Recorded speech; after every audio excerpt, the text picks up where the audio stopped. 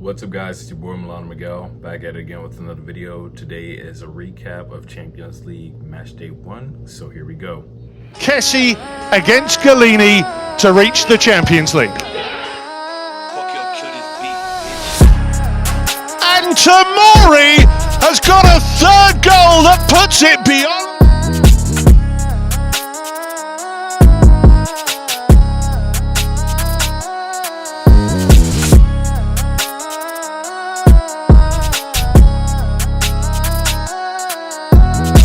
Finally, at long last, Associazione Calcio Milan returns back to the Champions League after their last appearance in 2014, where we were brutally manhandled by Atletico Madrid. As you know, we were already placed into Group B with Liverpool, Atletico Madrid, and FC Porto. Here is the starting lineup: Mike Mignon, Calabria, Kier, Tomori, De Hernandez, Kessie, and Benacer. Tonali was feeling under the wind, so he didn't really practice with the team the day before the match. Regulars: Salamakers, Diaz, Leao, and we had Rebic up top because Ibra has sustained some Achilles tendon pain, so they decided to rest him. Hopefully it's nothing serious. I just have to say, watching the Milan players on the line with the Champions League anthem playing was just very surreal. It honestly gave me chills, almost made me even tear up and cry. Milan looked relatively nervous in this game. They started off pretty poorly. A lot of misplaced passes, just rushing, a lot of overthinking, just not really thinking with their heads on straight, giving away so many corners to Liverpool in that first half. Trent Alexander-Arnold capitalized on some of Milan's mistakes. Defensively, Leao didn't really stay with his man. Trent Alexander-Arnold gave him too much space. Tomori came in trying to make a lunging tackle, gets a deflection, and the ball ends up in the back of the net in the 9th minute. Nothing that Milan or Mike Mignon could have done for that goal. Leao just gave Alexander-Arnold too much space, and that was kind of a common theme in the first about 40 minutes of the game. Milan was just giving Liverpool so much space to create and to dominate this game.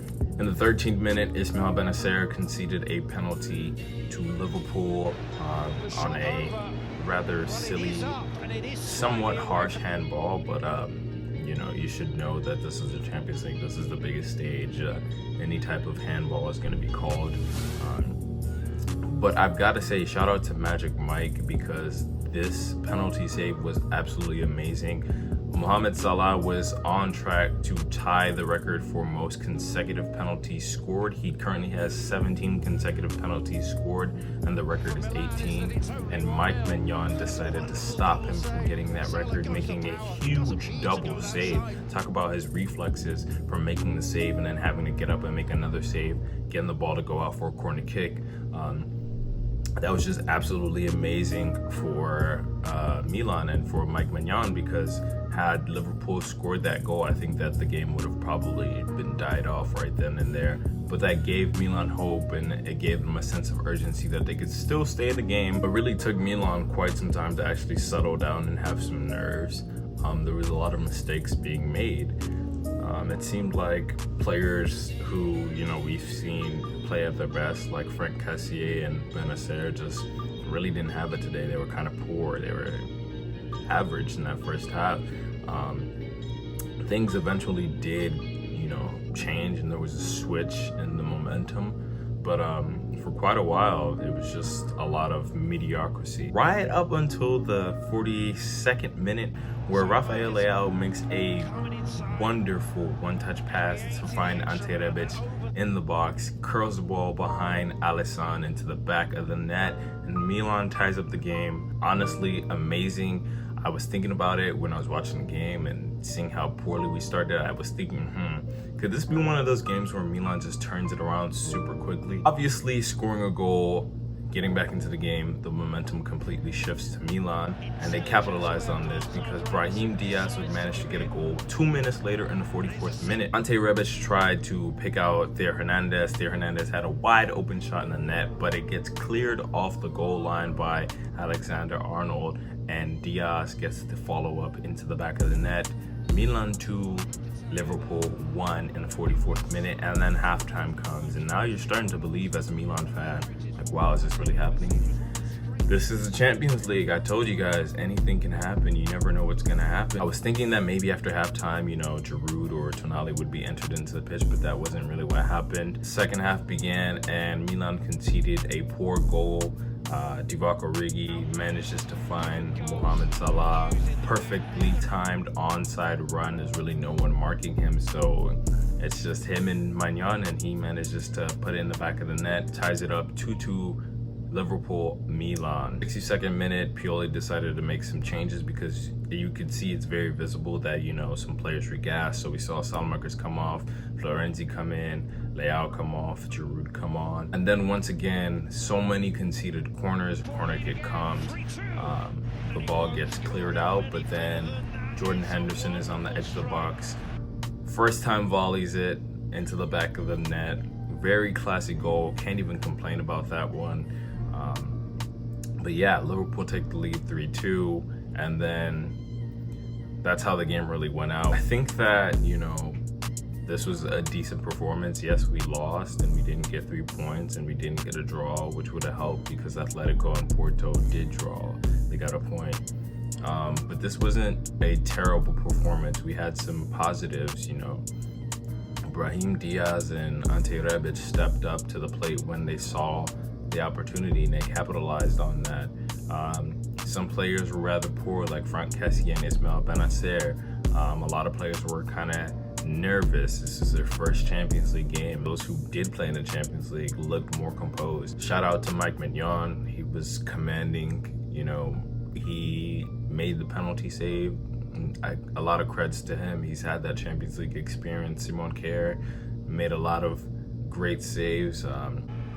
He had that one opportunity on the corner kick where if Alisson didn't really come out from his line, we could have probably had a third goal. Maldini would have got a tap in. But this was not the worst game that we played. It wasn't a terrible loss. We turned things around, but that Champions League experience that Liverpool has just kind of came back to haunt us. Like I said, I'm not sure. You begin to think, what if Ibra and Tonali did start this game? Would this game have gone differently? Liverpool did deserve to win. They dominated this game, so there's no question about that. But this is one of those games where Milan had few opportunities and they capitalized that. Liverpool had 23 shots, Milan had 7. They had 62% possession compared to us having 38. So you really can't complain about the Milan loss. This is just one of those things where, it's a learning experience. We need to learn. We go back to the drawing board, and then when they come to play us in the San Siro, we show them what we learned and we show them what's up. Because ultimately, when the game was 2-1/2-2, there was optimism and there was hope that Milan could probably do something. And I believe that, with the more experience and more learning and having Ibra in the next Champions League game that we play, I think that will, help the players to calm down their nerves and just play better. I think the flop of the match was Theo Hernandez. He didn't really do much in this game. Had a couple decent crosses, but I didn't really see much from him. Benacer was also one of the rather poor players in this game. Gave away the penalty, just looked kind of sloppy, kind of out of it, didn't look his best, which is, not to rat on him because, he did just recover from COVID and has to get back into the fitness and the swing of things. But those are my takeaways. We have Juve this weekend, which I am thinking that we can go in there and beat them. So let's go ahead and beat Juve. Forza Milan, and peace.